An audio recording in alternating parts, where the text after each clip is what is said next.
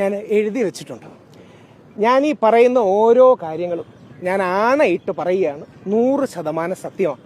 സ്വാമി അയ്യപ്പനാണ്, മഹാത്മാഗാന്ധിയാണ്, എനിക്ക് 2 മക്കളുണ്ട്, യാഗും യുഗും. അവരാണ് ഈ പറയുന്ന ഓരോ കാര്യവും സത്യമാണ്.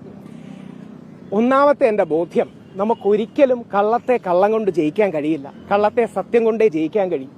ഇരുട്ടിനെ ഇരുട്ടുകൊണ്ട് തോൽപ്പിക്കാൻ കഴിയില്ല, വെളിച്ചം കൊണ്ടേ തോൽപ്പിക്കാൻ കഴിയും. വെറുപ്പിനെ വെറുപ്പ് കൊണ്ടല്ല, ബഹുമാനവും സ്നേഹം കൊണ്ട് മാത്രമേ ചെയ്യാൻ കഴിയും.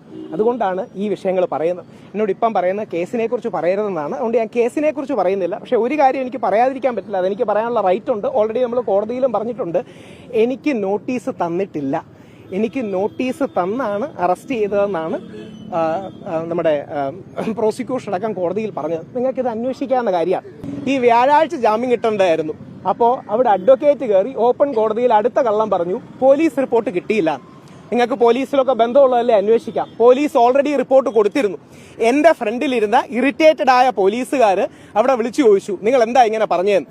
അതായത് എനിക്ക് ജാമ്യം നിഷേധിക്കാനായി. സിമ്പിളായിട്ട് പറഞ്ഞാൽ എലക്ഷൻ കഴിയുന്നത് വരെ എങ്ങനെയെങ്കിലും എന്നെ അകത്തിടണം, ഇത്ര മാത്രമേ ഉള്ളൂ കാര്യം.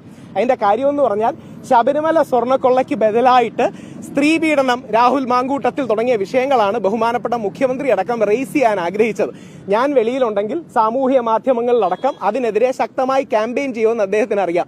അതുകൊണ്ട് എങ്ങനെയെങ്കിലും എലക്ഷൻ കഴിയുന്നവരെ അറസ്റ്റ് ചെയ്തിടണമെന്ന് ആഗ്രഹമാണ്.